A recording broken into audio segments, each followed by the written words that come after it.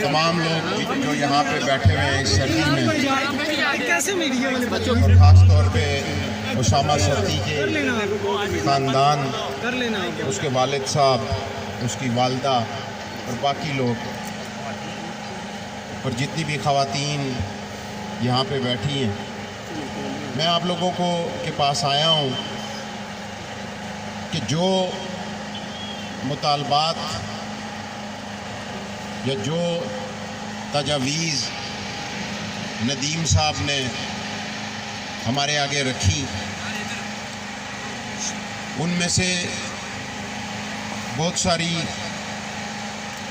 جو ہیں ان کی ریکمنڈیشن ہم نے بھیجی انٹیریئر منسٹری میں۔ اس میں ایک ان کا مطالبہ یہ بھی تھا کہ جوڈیشل کمیشن بننا چاہیے۔ تو میں آج آپ سب لوگوں کو یہ بتانا چاہتا ہوں کہ جوڈیشل کمیشن کی بھی جو ریکمنڈیشن ہے، جو ان لوگوں کی تجاویز تھی کہ کسی بھی سٹنگ یا ریٹائرڈ ہائی کورٹ کے جج کے اوپر مشتمل ایک جوڈیشل کمیشن بننا چاہیے، تو وہ ریکمنڈیشنز ہم نے انٹیریئر سیکٹری کو بھیج دی ہیں، اور انشاءاللہ جو نیکسٹ آنے والا منگل ہے اس کے اندر وہ کیبنٹ میں جائے گی، اور انشاءاللہ ہائی کورٹ کے ججز کے اوپر مشتمل ایک کمیشن بنا دیا جائے گا۔ اور ہم اسامہ ستی ہمارا بھی بیٹا تھا،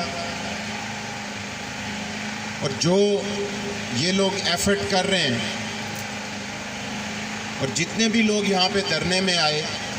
وہ ظاہری بات ہے کہ آنے والے جو ہمارے بچے ہیں ان کے مستقبل کو سیو کرنے کے لیے نہ صرف میں بلکہ اسد عمر صاحب، علی اوان صاحب، کیونکہ ہم اسلام آباد سے MNA ہیں،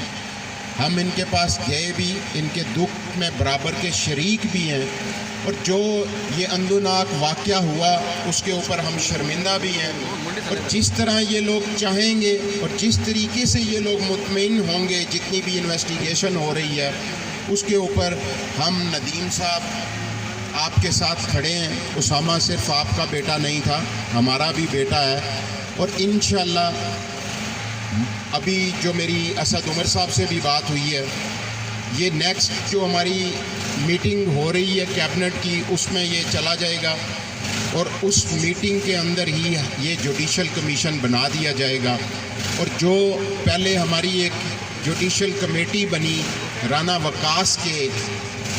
سربراہی میں،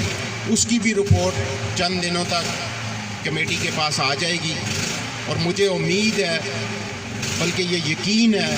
کہ انشاءاللہ آپ لوگ جس طرح چاہتے ہیں اسی طرح انویسٹیگیشن ہوگی،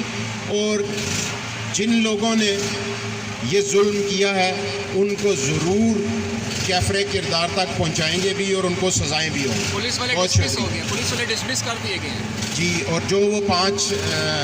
پولیس والے اس واقعے میں ملوث تھے ان کو بھی ڈسمس کر دیا گیا۔ بہت شکریہ۔